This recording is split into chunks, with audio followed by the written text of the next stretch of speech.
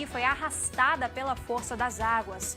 Equipe de geólogos e da Defesa Civil fazem vistoria no lugar de desmoronamento que matou uma família na praia de Pipa, no Rio Grande do Norte. 2 desembargadores do Tribunal de Justiça de Minas são alvo de investigação por suspeita de propina. A Pfizer conclui a terceira fase de testes de vacina e vai pedir permissão para uso emergencial nos Estados Unidos. A farmacêutica anunciou uma eficácia de 95% na prevenção a doenças sem efeitos colaterais graves. Primeiro lote da chinesa Sinovac chega ao Brasil amanhã. Você acompanha agora o programa Ponto a Ponto com a Mônica Bergman e o Antônio Lavareda.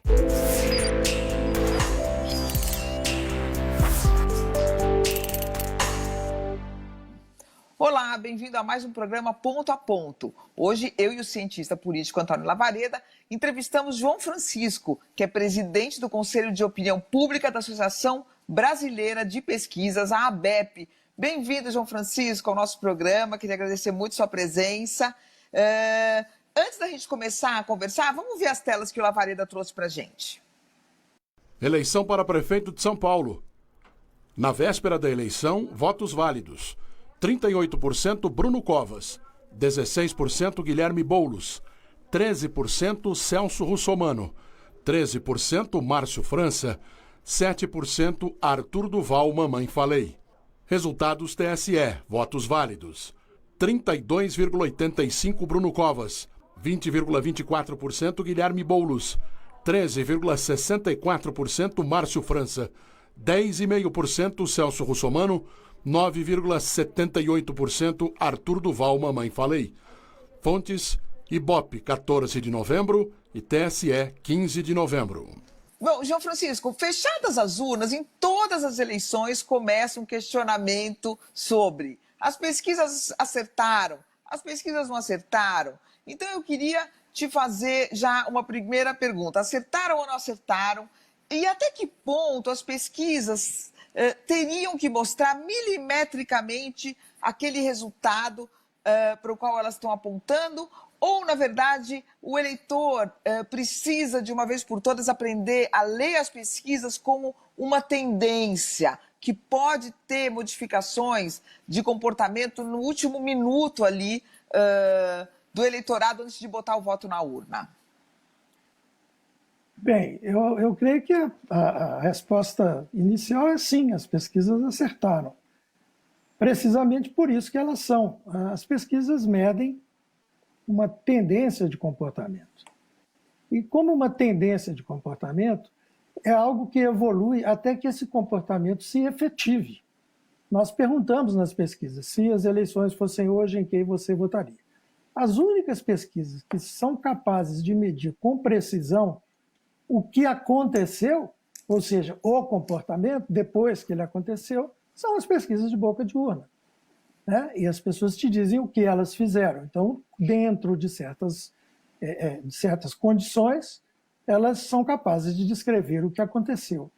Então, é importante perceber que, nesse sentido, as pesquisas acertam. O que as pesquisas efetivamente não podem ser confundidas é com predições, no sentido de que, se uma pessoa me diz, eu vou à sorveteria hoje à tarde, e aí cai uma chuva e ela não vai à sorveteria.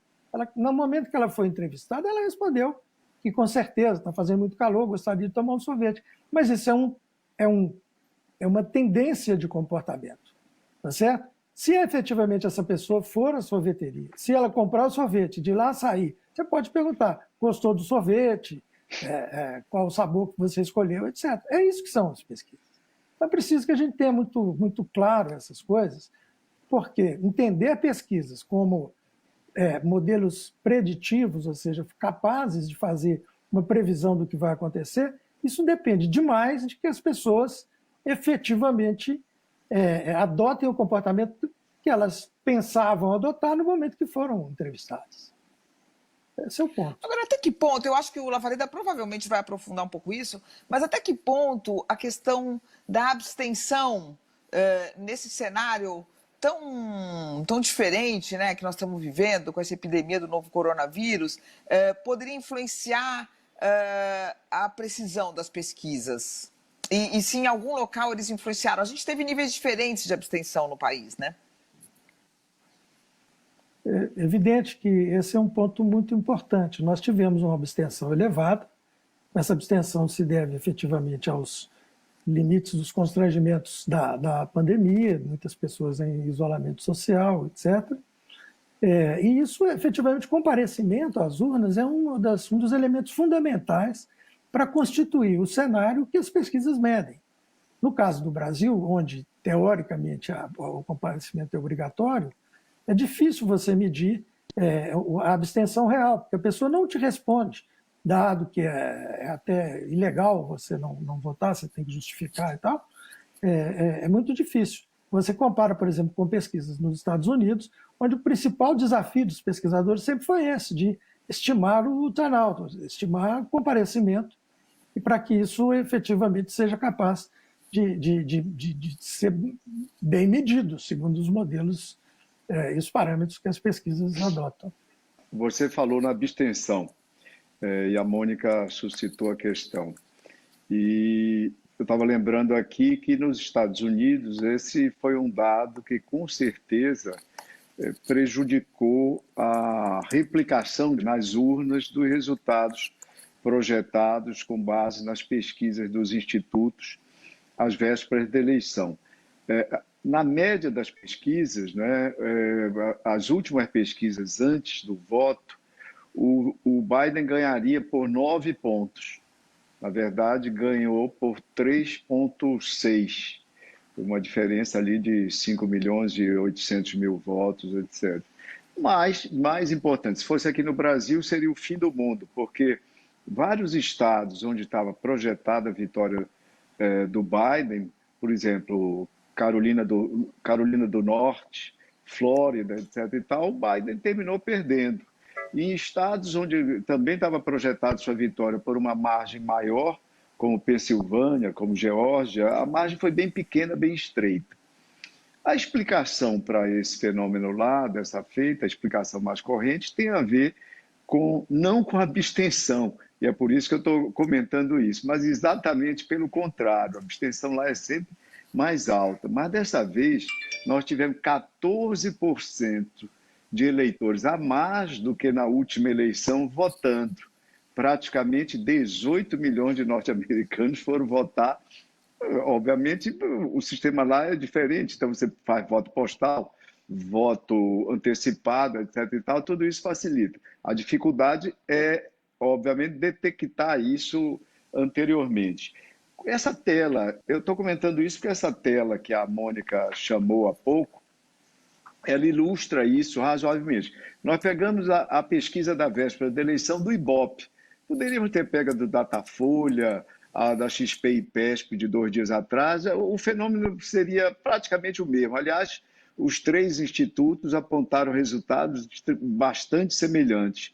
Você olha e compara nos votos válidos de uma e de outra, você vai ver que os desvios estavam projetados, votos válidos na pesquisa, 38 para o Bruno, deu 33, arredondando. Para o Guilherme Boulos, 16, chegou a 20. Para os demais, Márcio é 13, para o Celso 13, 11, para o Arthur Duval, 7 e 10. O Arthur Duval cresceu um pouco. Então, mas ao mesmo tempo, todas essas pesquisas diziam que um branco nulo seria em torno de 9, 8 pontos, terminou sendo 11,3, e o que podia ser abstenção, que era aquele não sabe no último momento, era de 4 pontos, mas a abstenção foi de 29,29 em São Paulo. Ou seja, você teve 2.832.000 paulistanos que não foram às urnas votar. Eu estou fazendo esse comentário todo porque a conjectura que eu acredito que deve ser feita é o seguinte: talvez o voto no Brasil tenha deixado de ser efetivamente obrigatório para passar a ser informalmente facultativo desde esse domingo antes, ou seja, mesmo antes de uma lei que transforme isso. Isso traz uma dificuldade grande para os institutos, porque até a pesquisa de boca de urna, dessa vez, não podia se louvar exatamente nos quantitativos dos demográficos que teriam ou não teriam comparecido. Você não acha que isso vai trazer bastante dificuldade e exigir um esforço de adaptação metodológica grande por parte dos institutos, João? Sim, com certeza. A gente já vinha percebendo um aumento, né, desse não comparecimento em eleições anteriores. Mesmo a eleição presidencial de 2018 mediu isso. Nós temos ainda uma certa defasagem para fazer uma estimativa correta do tamanho real do colégio eleitoral, colégio de eleitores, em função de que nem todos os municípios já contam com biometria. E há alguma defasagem. Mas, mesmo assim, eu acho que o fenômeno principal é esse que você acabou de mencionar. As pessoas estão tendo crescentes facilidades no sentido de fazer a chamada justificativa do voto, e isso faz com que um baixo envolvimento, um baixo interesse numa eleição específica, nos processos eleitorais de maneira geral, vão excluir segmentos da população gradativamente, transformando, sim, o processo, esse componente aí da abstenção, numa parte relevante do processo. Isso vai, sim, aumentar muito a nossa dificuldade de fazer essas estimativas, em que pesa a possibilidade hoje em dia de que haja novas tecnologias e outras formas, digamos assim, mais avançadas de trabalhar essas estimativas. Mas, como você mesmo mencionou há pouco,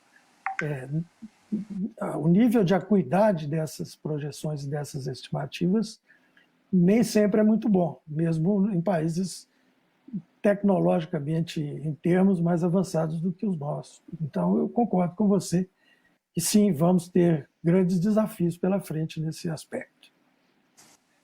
Uma das capitais que chamou mais a atenção da mídia, por exemplo, foi Porto Alegre. Por que Porto Alegre? Porque houve uma inversão de posição. Há bastante tempo, a Manuela Dávila estava em primeiro lugar nas pesquisas e, de repente, quando as urnas são abertas, etc., a Manuela aparece em segundo lugar. Óbvio que ali teve um fenômeno poucos dias antes, que foi o Fortunati, que renunciou, porque o seu vice foi impossibilitado de comparecer, de participar pela Justiça Eleitoral, ele renunciou. Decorrência também, o Fortunati, só para lembrar, o candidato do PMDB já tinha sido vice-prefeito do Fortunati, então eles tinham ali vasos comunicantes e provavelmente muitos votos foram para ele. Mas a abstenção em Porto Alegre foi a maior abstenção das capitais, superior a 30%. Será que essa abstenção não jogou naturalmente um papel importante na redefinição da ordem dos candidatos em Porto Alegre, João? Isso é possível, é uma hipótese muito consistente. Agora, eu acredito também que essa mudança na oferta, e principalmente as características, né? Nós estamos falando basicamente, como você mencionou, de um mesmo eleitorado que estava dividido em duas candidaturas, e se você somasse o que o Fortunati, que estava em terceiro, tinha, com o candidato do MDB, que estava em segundo, tinha, realmente isso dava um número equivalente ao número de Manuela, sendo que o prefeito, candidato também, não alterou muito a posição dele, embora tenha crescido um pouco nos últimos dias também. Mas eu acho que a mudança nesse fator da oferta eleitoral ela é muito relevante, porque processos decisórios que tinham sido encaminhados numa direção tiveram que ser revistos. Então, eu creio que a combinação desses dois fatores explicaria, mas creio que no caso de Porto Alegre também parece estar já se pronunciando, se anunciando uma decisão que vai ser de caráter ideológico também. Provavelmente os eleitores do PSDB que deixaram de passar, né, o seu candidato não passou para o segundo turno, provavelmente vão ter que tomar essa decisão a respeito de tomar um dos dois lados, né? Então, esse que talvez vá definir realmente o quadro lá. Agora, João, a gente tem que repetir sempre, né, que há movimentos de última hora, o próprio Lavareda citou a questão do Fortunati em Porto Alegre, né? Aqui em São Paulo, os dois principais institutos, alguns dos principais institutos davam aqui o seguinte, chegando na véspera da eleição, o Covas estava estável, o Boulos estável, mas um pouco à frente, se não me engano, era isso mesmo, Márcio França estável, Russomano caindo e o Tato estável. Aí, abertas as urnas, você teve pequenas variações, e você pode, como leitor, como espectador da política, identificar que, de fato, poderia ter algum movimento de desidratação do Russomano, talvez tenha sido maior do que algumas pesquisas diziam, pode ter uma subida de última hora do Boulos, por um voto útil da esquerda nele. Né? No entanto, a gente teve também, quer dizer, institutos falando não, e distribuídos, inclusive, por alguns candidatos, muito bombardeado na imprensa, no Twitter, nas redes sociais. Não, o França passou o Boulos, o França vai para o segundo turno. Quer dizer, aí a gente está falando de algo que não é apenas você pegar o número exato, mas sim algo que vai na contramão de todas as outras pesquisas e vai na contramão da leitura política mesmo, do que se observa do comportamento do eleitorado e dos campos ideológicos aqui em São Paulo, por exemplo. Isso a gente pode considerar que é erro? Onde é que a pesquisa erra? Quando é que ela erra mesmo? Num caso desse, é erro? Você falar um candidato passou e vai para o segundo turno e quando se abre as urnas, não teve nada disso? Bem, Mônica, eu duvido que você já tenha visto um relatório de uma pesquisa usando essa adjetivação e esse tipo de linguagem profética, né? Então, a gente precisa de distinguir aí aquilo que é o dado efetivo da pesquisa, né? E também eu acho que é importante saber a origem dessa pesquisa. Esse ano, por exemplo, nós tivemos no Brasil um fenômeno esquisitíssimo e muito preocupante, que é a derrama das pesquisas autofinanciadas, de empresas de pesquisa que diziam estar fazendo pesquisa com recursos próprios. E a gente não sabe como é que elas arrumaram tanto dinheiro para ter tanto recurso próprio, e publicando dados incoerentes com o que há, enfim, digamos, de outras fontes. Então, nesse caso, a gente vê que são informações ou elementos de informação que são apropriados, eles são tomados de empréstimo, talvez, ou de outra maneira, por candidatos que tentam incluir na sua narrativa a perspectiva de que vão ganhar a eleição, apesar de que os outros dizem que não vai. Como a pesquisa é um pedaço, é uma parte desse sistema de informação, a credibilidade que as pesquisas têm é uma tentativa de se apropriar dessa credibilidade usando, basicamente, fake news. Então, eu acho sim, eu acho que, eventualmente, pesquisas podem não prever, né? Eventualmente, não, frequentemente, prever resultados não é o que a pesquisa faz. Eu já falei sobre isso. Então, assim, elas podem errar quando elas fazem uma descrição incorreta. Então, você está falando de tendências, né? Nós encontramos um número de pesquisas, né, pequeno relativamente, se você comparar com outros lugares. A eleição de São Paulo teve, basicamente, publicadas 4 fontes de pesquisa. Isso é muito pouco para uma cidade, para um colégio eleitoral e para um processo tão, digamos, dinâmico como é o processo de São Paulo. Então, essa tendência de crescimento do Boulos, ela foi detectada ao longo do tempo. Se você projetar, vai ver que havia uma curva. A estabilidade que se mediu em relação a Bruno Covas não necessariamente significa que aquilo estava consolidado, porque essa era uma estabilidade recente, de 2 pontos, talvez, né, que você poderia, na última e nessa, não, isso não chega a constituir o que você pode chamar mesmo de uma tendência. O que me parece é que ele atingiu um determinado patamar, ficou por ali e desidratou um pouco na saída, no final. De modo que o que eu vejo é que as pesquisas, em geral, elas conseguiram medir, sim, no caso de São Paulo, essas tendências. Também tem um ponto importante que eu queria lembrar, Mônica, que é o voto silencioso.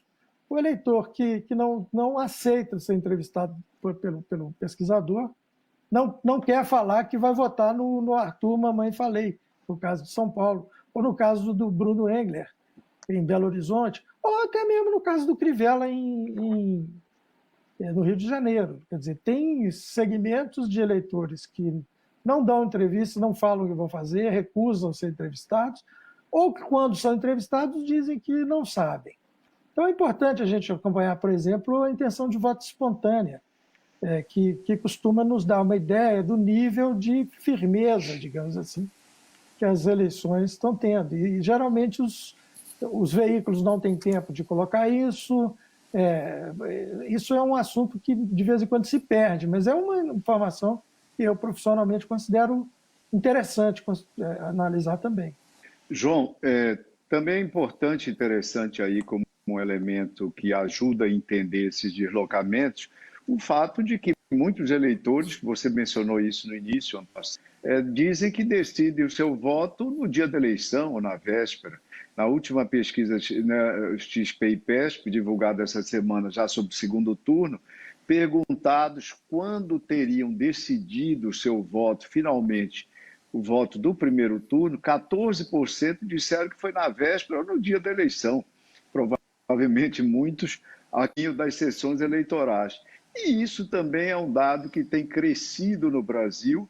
Eu lembro que 20, 30 anos atrás, os estudos eleitorais destacavam o caso de Israel, que era onde havia um eleitorado, em torno de 25%, os números da época, que resolvia o seu voto no dia da eleição, exatamente porque é um sistema partidário também com razoável implementação, embora não tanto quanto a nossa, e as pessoas terminavam formulando seu voto estratégico nas últimas horas antes de votar. Talvez esse seja um ponto também que nos ajude a entender. Mas eu queria perguntar o seguinte, João, qual é a sua opinião sobre o fato de que a legislação atual sobre pesquisas, que é até certo ponto restritiva, visto do ponto de vista dos institutos ou de alguns institutos, mas do ponto de vista do eleitorado é protetiva, no sentido que evita que as pesquisas sejam, como você usou a expressão, transformadas em fake news ou utilizadas em fake news.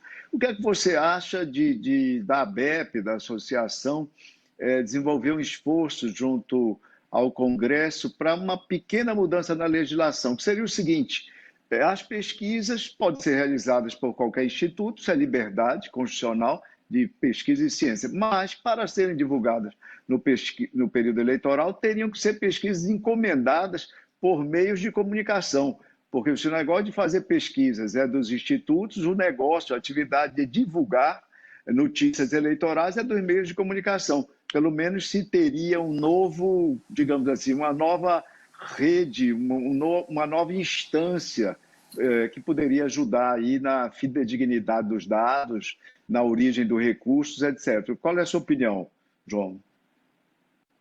Eu acho isso uma boa ideia, Lavareda, porque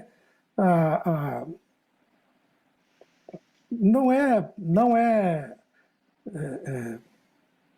se pode exagerar o nível de utilização incorreta que foi feita de pesquisas nesta eleição, e já foi feita em outras, e tende a continuar sendo feita. O que eu acho que, infelizmente, talvez essa ideia tenha pouca eficácia, porque a distribuição, por exemplo, de pesquisas falsas esse ano foi enorme nas redes sociais. Teve um amigo que me ligou, eu recebi lá no âmbito da Vox Populi, por exemplo, nós recebemos dezenas de pedidos de esclarecimento sobre pesquisas nossas que estavam circulando nas redes sociais em alguns municípios, lugares onde a gente não trabalhou, não havia pesquisa, não havia nada. Então, eu acho que é importante que haja transparência, sim, e eu acho que pesquisas que são publicadas deveriam ter suas fontes de financiamento explicitadas. E a questão da explicitação é essa. Institutos de pesquisa que têm condições de fazer dezenas de pesquisas, ou mesmo uma pesquisa, dizendo que é com recursos próprios, tem que estar com sua contabilidade aberta e auditável para que isso possa ser eventualmente motivo de uma auditagem, enfim, de um controle ainda que posteriori. Eu creio que quanto mais transparente isso for, melhor.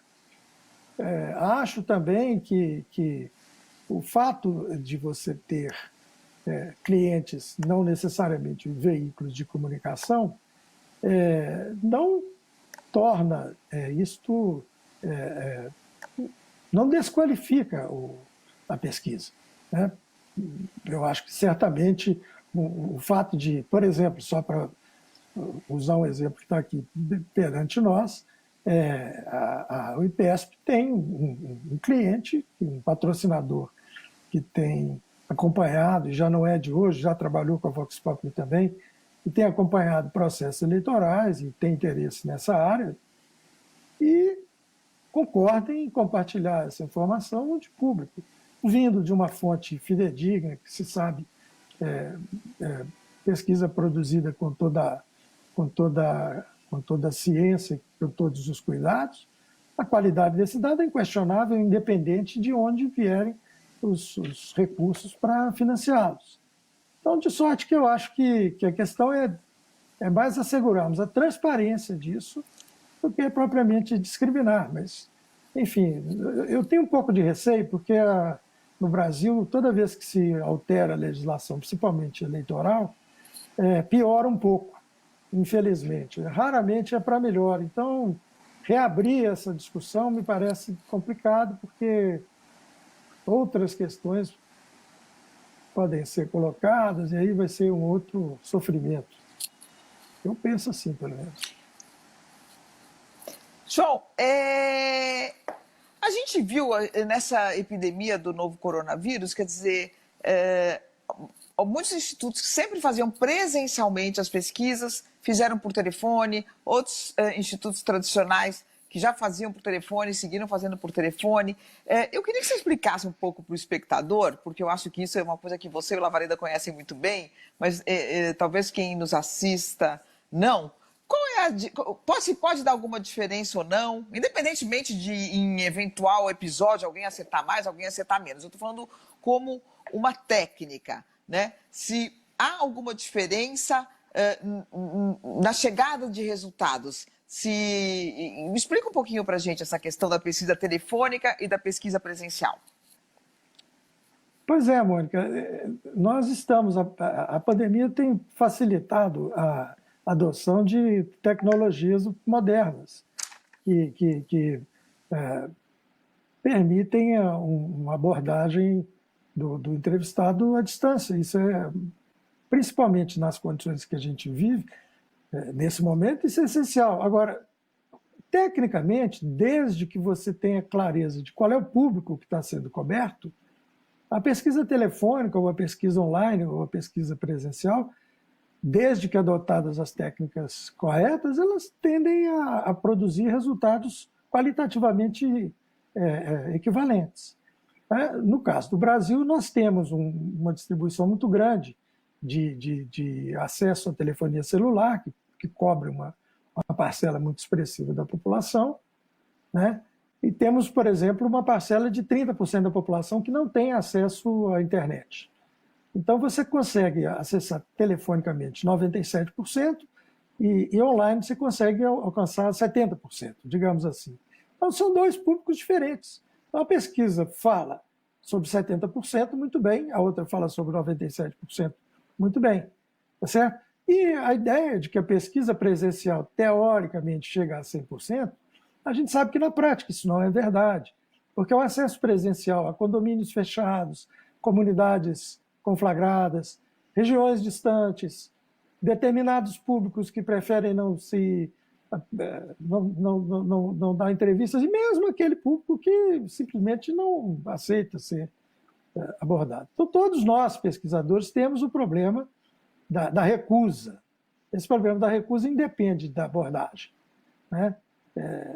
É provável que, havendo oportunidade, a coleta presencial tenha uma certa eficácia em reduzir a recusa. Porque se o entrevistador consegue chegar próximo do entrevistado, ele pode tentar convencê-la da entrevista mais facilmente do que usando um outro meio. Mas mesmo o acesso é difícil. Então, concluindo, nenhuma pesquisa cobre todo mundo, cobre o universo inteiro. Nós cobrimos quase todo o universo, ou grande parte dele. E é, portanto, aí nesse aspecto que reside a eventual diferença que possa haver em resultados aqui e ali. Mas, de maneira geral, eles são equivalentes. E nós fizemos também, na Vox Pop adotamos isso, pesquisas telefônicas, inclusive pesquisas qualitativas online, que têm dado um resultado interessantíssimo. Eu diria que tem uma grande perspectiva. Então, assim, isso são derivados da mudança tecnológica que a gente vive hoje, e creio que estamos num caminho certo. E, portanto, não existe essa limitação. Não. Na verdade, eu acho que isso é um acréscimo bem-vindo.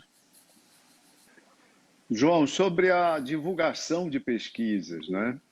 Há uma certa padrão, digamos assim, um protocolo básico, e os meios de comunicação divulgam a pesquisa, aí eles são compelidos tem 7 candidatos, aí eles dizem o resultado de cada candidato e a margem de erro, que eles apresentam como a mesma margem de erro, para cima e para baixo, todos os candidatos, e o espectador fica mais ou menos sem entender muito essas coisas. Se você assiste, qualquer pessoa, qualquer um dos nossos espectadores agora vai lembrar disso, ou pode testar. Se assistir a apresentação de uma pesquisa numa emissora norte-americana, né, ou inglesa ou francesa, você pode ter uma menção à margem de erro geral ao final do comentário, quando existe essa menção, e ninguém faz referência à margem de erro. Ou seja, quem tem 3 pontos na frente, tem 3 pontos na frente. Quem está 2 pontos atrás, está 2 pontos atrás naquela pesquisa, etc, etc. Como é que você está vendo um necessário, digamos, um ajornamento, uma atualização desses protocolos de divulgação das pesquisas na mídia, João? A ABEP, através do Conselho de Opinião Pública, está fazendo um esforço nessa direção. Nós estamos produzindo um novo guia, que é um conjunto de sugestões para a publicação de pesquisas, principalmente tomando em consideração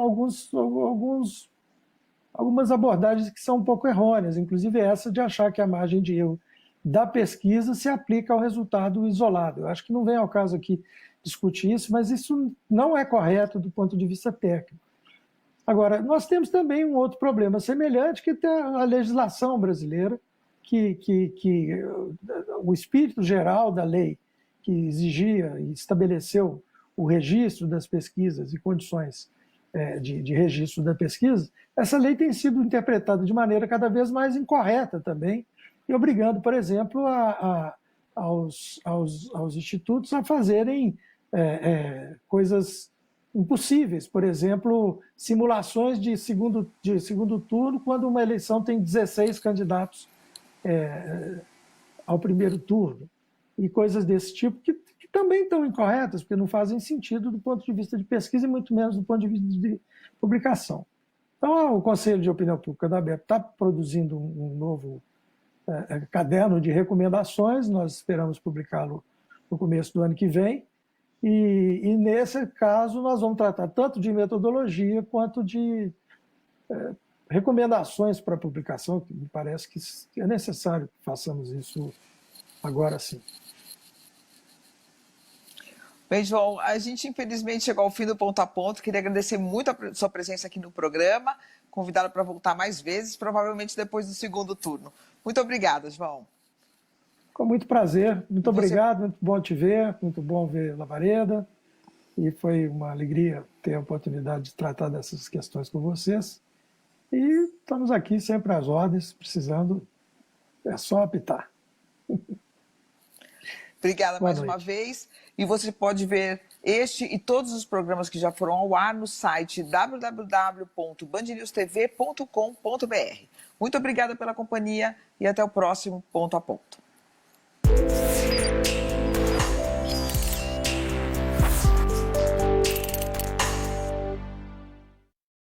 Eu consigo parcelar?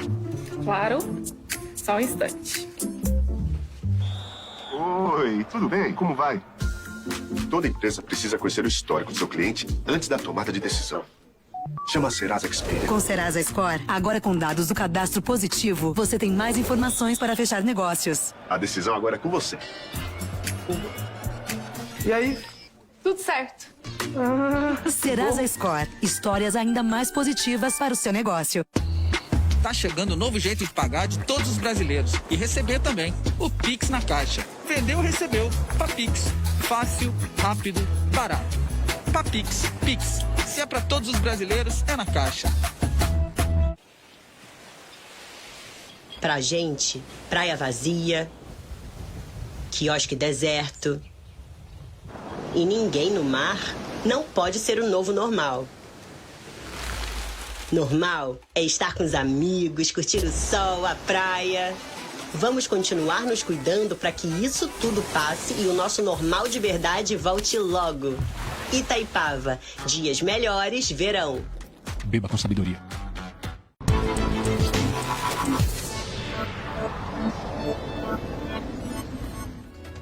Presidente da Companhia de Eletricidade do Amapá afirma que não está descartada a possibilidade de novos apagões no estado ainda nesta semana.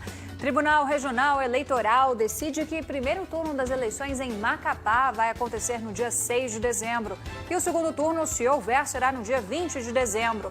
O pleito foi adiado após falta de energia. Fortes chuvas causam estragos na região sul e metropolitana de Belo Horizonte. Foram registrados alagamentos em vários pontos, deslizamentos de encostas e quedas de árvores.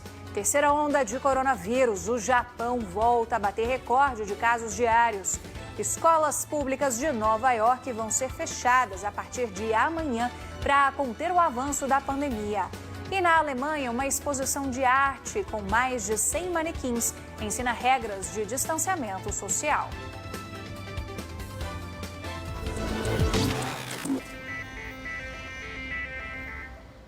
São 11 horas mais 36 minutos. Olá, uma excelente noite para você. Seguimos juntos aqui com meia horinha de informação do Brasil e do mundo. A gente, aliás, já começa esse jornal com a atualização dos números da situação do coronavírus aqui no Brasil. O país registrou 756 novas mortes, isso em um período de 24 horas. A gente confere aqui na tela como está a situação de momento. Brasil que desde o início da pandemia registra mais